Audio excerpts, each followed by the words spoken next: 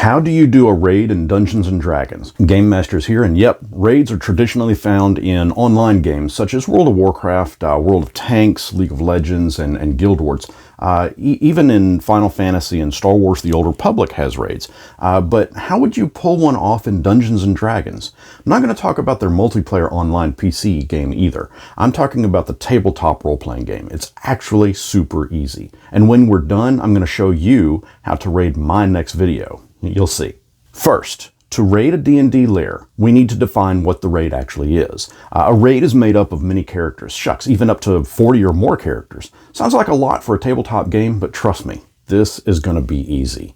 The first step in crafting a raid for tabletop play is determining the main bad guy, the big bad evil guy. In our example, we're going to look no further than the name of the game we are playing, Dungeons & Dragons, and we'll use a dragon. An old great worm red dragon. The next thing we need to determine is where it's going to take place. Again, let's look to the name, and voila, it's taken up residence in a dungeon. We'll toss that dragon into the main chamber of the dungeon, a massive big chamber, and have a few smaller rooms peppered throughout because we all know you can't just enter the dungeon and immediately find yourself right in front of the big bad guy.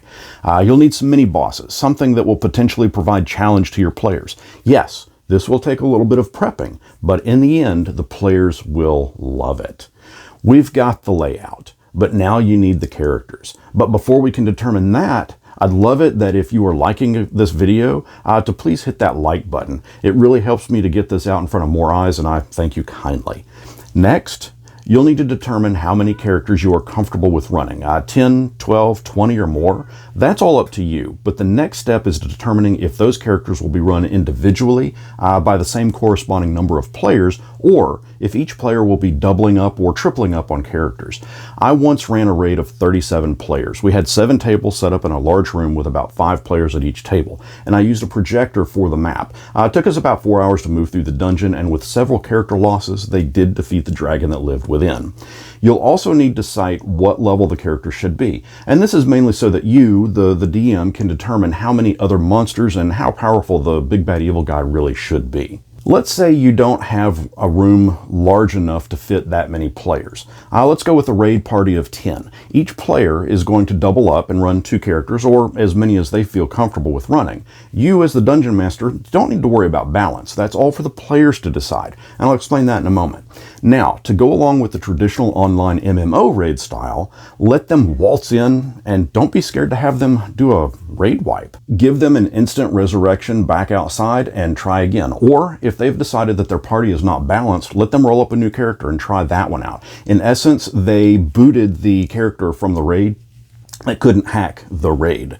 One thing I highly recommend is that if you're going to introduce a raid into your ongoing campaign, let your players run their main character, but then let them have additional characters to help fill in the raid. Here's the secret. You got to make this raid reactive. Make it dynamic to what the players are doing. Have it evolve. Have it fit their character levels. I'm not saying to stack it against them, and I'm not saying to fudge numbers. What I'm saying is, once the players have their initial characters made, the raid itself, the entire dungeon, it does need to pose a challenge and a substantial risk. Keep in mind too, however, you got to give the characters an opportunity to rest between battles, regain spells, restore some of their lost hit points. All this stuff is in effect a hack and slash session, but it's amped up to a 20. Lastly, you need to determine loot. I don't have a catch-all easy solution for this one. This part will need to be determined by you. Perhaps it's something that your players have been searching for, or perhaps it's something completely new that's never been a part of your game before. Think like raid gear sets, pieces similar to what World of Warcraft does. I'm not saying mimic an online video game, but there's absolutely nothing wrong with borrowing an idea or two. At the top of this video, I also talked about how you can raid my next video, and this is how. I've got a video scheduled, and I have no idea when it will release because the video raid boss is sneaking through my channel.